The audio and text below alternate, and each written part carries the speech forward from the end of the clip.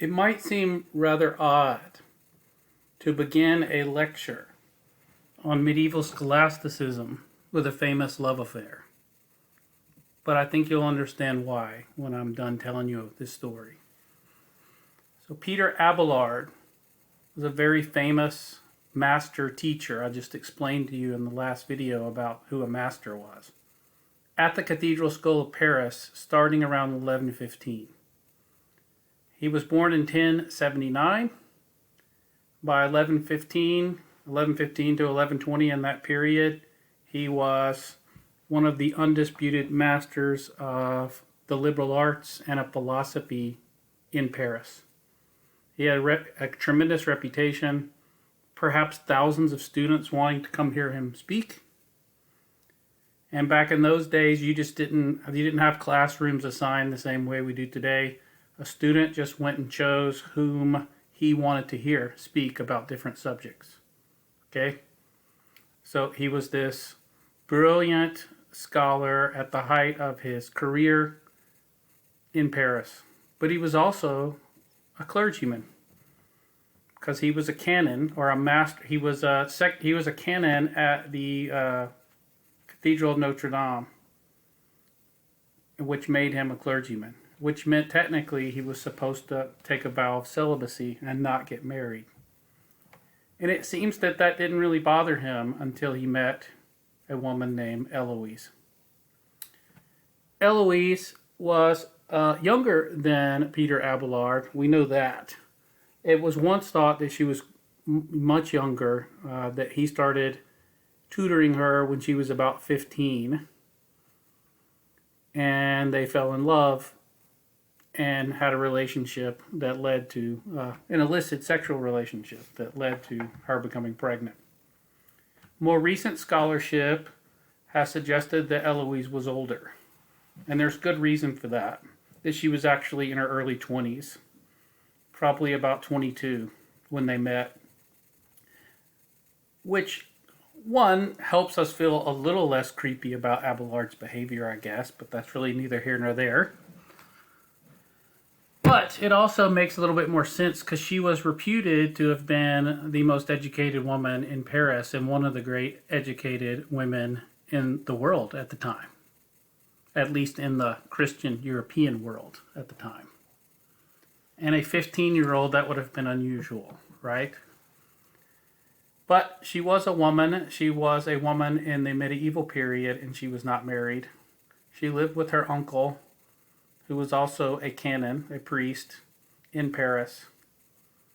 And Abelard began living with them. He was a boarder, essentially. He rented out a room in their house.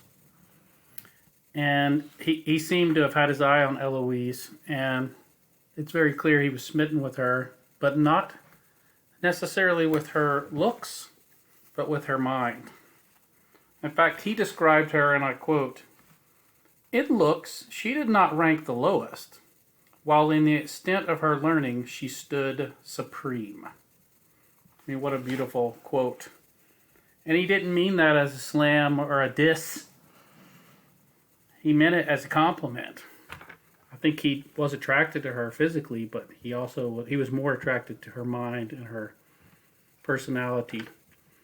But it also shows you how the intellect and the affections are connected, okay? And that's what I want you to see with scholasticism that we're going to talk about. So what happened with Peter Abelard and Eloise? Well, they did have this relationship. As biology took its course, she became pregnant. The uncle, whose name was Phillips, you don't need to know his name for this class, but his name was Phillips, he was not happy.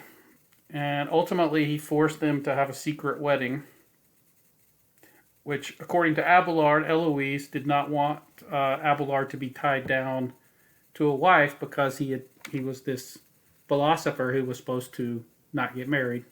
And this would have ruined his career.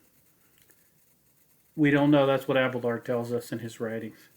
But what we do know that happens is ultimately Phillips is not happy, and Phillips and some of probably Eloise's cousins remove Abelard of the opportunity of ever having children again. They castrated him. He did survive, and both of them end up going to, as you can see in the picture, Eloise is dressed as a nun. She goes and becomes an abbess, like Hildegard of Bingen, except in France. And Abelard becomes a theology teacher at various monasteries where controversy continued to follow him. And I'll talk about some of his theological and scholastic ideas in a second. But it's very interesting that this connection between, again, I want to emphasize the intellect and the affection, and they cannot be separated, right? Human beings are both and, not one or. Both men and women. There's so much written about Peter Abelard and Eloise you can look up, and there's so many things woven in here, right? The schools that we're talking about here, scholasticism, the relationship between a teacher and a student that become attracted to each other, right? We generally think that that's not a good idea, right? And it didn't turn out great for them either, so. All these things are significant. And also the role of gender, gender roles rather in the Middle Ages plays a big role in this story. So there's a lot we can look at, but I'm going to move on. But I think it's a fascinating story, and it's an interesting introduction to our topic, which is scholasticism. Now, scholasticism is, as I tell you there, basically a basic definition of the theological and philosophical system of medieval schools. So scholasticism is the name that scholars kind of give to what's taught in the medieval schools and what's the culture of scholasticism. It was a scholastic or school-connected culture, right? And it's within the context of these cathedral schools I was talking about and the emergence of the university in Paris and other places, as we saw, that this happens. Now, here's Peter Abelard. Peter Abelard wrote one of the most significant early scholastic texts. Okay?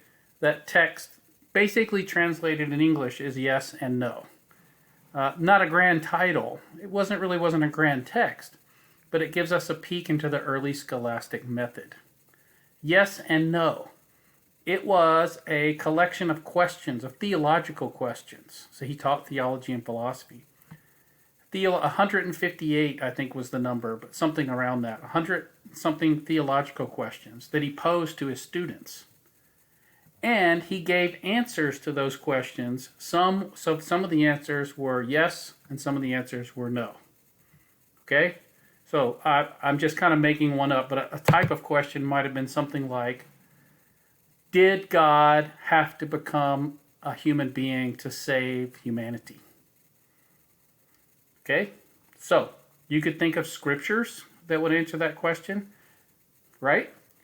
And what Abelard did was take famous writings of different theologians and put them in the two categories. There are some writings that seem to indicate, yes, God had to become a man to save humanity from sin,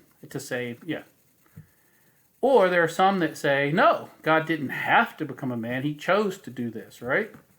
This is basic Christian teaching, of course. So the idea was to get students to think in a logical way and debate the issues, okay? To apply grammar, rhetoric, and logic to these theological issues. And that's what scholasticism really is. I did not name these guys, so another Peter. All right, it's a different guy, the next generation. It's possible that Peter Abelard it's possible that Peter Lombard heard Peter Abelard teach when Abelard was much older. He certainly would have known who he was, and he definitely read some of his writings. Abelard wrote other things that were preserved. But Peter Lombard's work really represents the most significant theological text of the scholastic world in the 12th century. In 1160, around the time of his death, this group of books was put together that is simply called the Synods.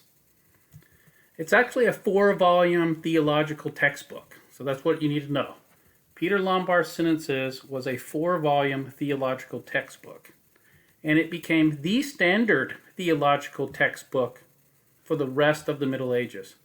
So from the late 12th century to the early 16th century, early 1500s, anyone who studied theology in the Western Christian Church read Peter Lombard's Sentences.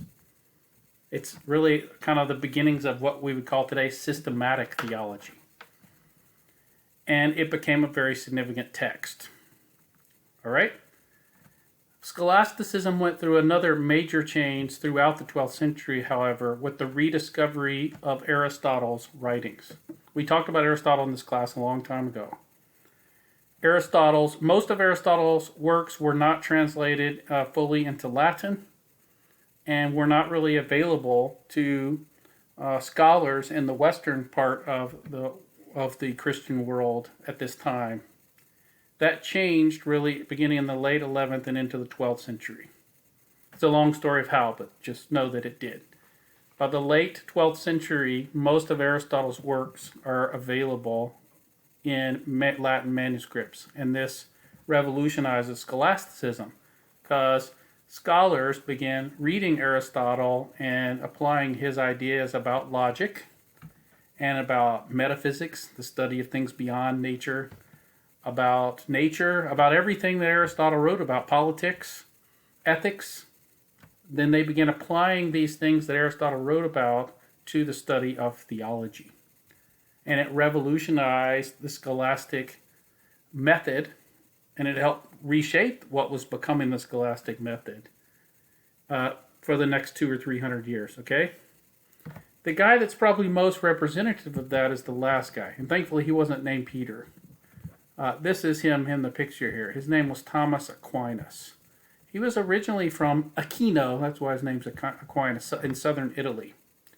He became a Dominican.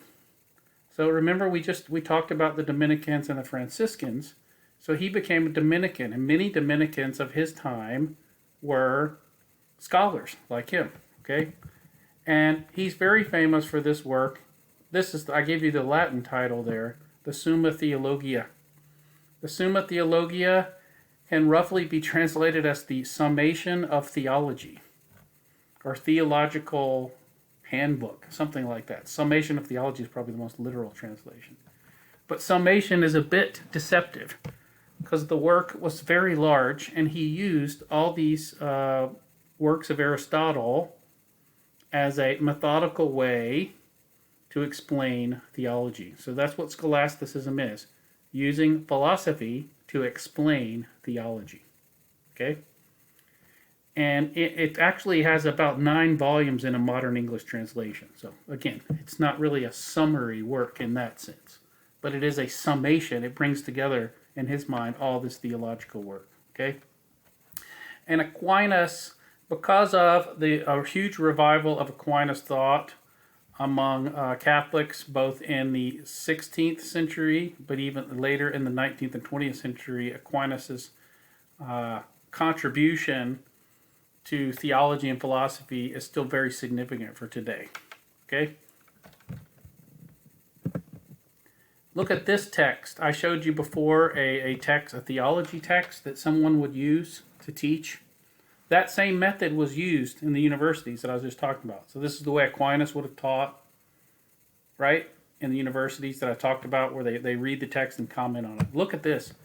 This is Lombard's text, the Sentences that I told you about. This other text surrounding it is the commentary that was later written down of some famous teacher.